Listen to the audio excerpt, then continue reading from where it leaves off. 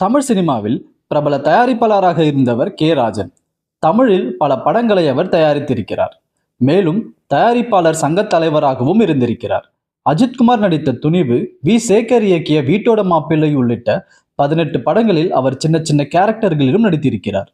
மேலும் தமிழ் சினிமா சார்ந்த பல்வேறு பிரச்சனைகளை பொது மேடைகளில் கே ராஜன் பேசி வந்தார். சில சினிமா நடிகர்கள் குறித்தும் அவர் கடுமையாக விமர்சனங்களை முன்வைத்தவர். திரைப்பட விழாக்களில் பங்கேற்ற கே ராஜன் பலமுறை பலவிதமான திரைத்துறை சார்ந்த பிரச்சனைகளை வெளிப்படையாக மக்கள் மத்தியில் பேசியவர் என்பது குறிப்பிடத்தக்கது. தயாரிப்பாளர் கே ராஜனுக்கு 85 வயதான நிலையில் இன்று அவர் சென்னை அடையாறு கூவமாற்றில் குதித்து உயிரிழந்தார். அவரது உடலை தீயணைப்புத் துறையினர் மீட்டனர்.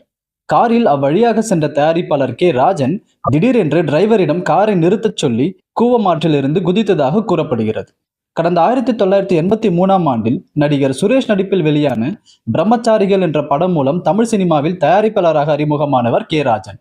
கணேஷ் சினியார்ட்ஸ் என்ற தயாரிப்பு நிறுவனம் பெயரில் பல படங்களை தயாரித்த கே ராஜன் அப்பாஸ், குணால் நடித்த உணர்ச்சிகள் என்ற படத்தையும் டைரக்ட் செய்திருக்கிறார். கடந்த 2000ஆம் ஆண்டில் தமிழ் திரைப்பட விநியோகஸ்தர் சங்க தலைவராகவும் கே ராஜன் பணி செய்திருக்கிறார். அப்போது சினிமா சார்ந்த பிரச்சனைகள், விநியோகஸ்தர்களுக்கு ஏற்படும் பாதிப்பும் குறித்தும் அவர் பேசியிருக்கிறார். இவரது மகன் பிரபுகாந்த் தமிழ் சினிமாவில் ஒரு நடிகராக இருந்து வருகிறார் என்பது குறிப்பிடத்தக்கது. தமிழ் சினிமா படங்களின் நிலையை குறித்தும், தயாரிப்பாளர்கள் சந்திக்கும் நஷ்டங்கள் குறித்தும், நடிகர்களின் சம்பளம் குறித்தும் பல விதமான கருத்துக்களை வெளிப்படையாக பொது நிகழ்ச்சிகளிலும் நேர்காணல் நிகழ்ச்சிகளிலும் பேசியவர் தயாரிப்பாளர் கே ராஜன். அவர் 85 வயதான நிலையில் இப்படி ஒரு முடிவை எடுத்திருப்பது கோலிவுட் வட்டாரத்தில் பலத்த சோகத்தை ஏற்படுத்தியுள்ளது. நன்றி, வணக்கம்.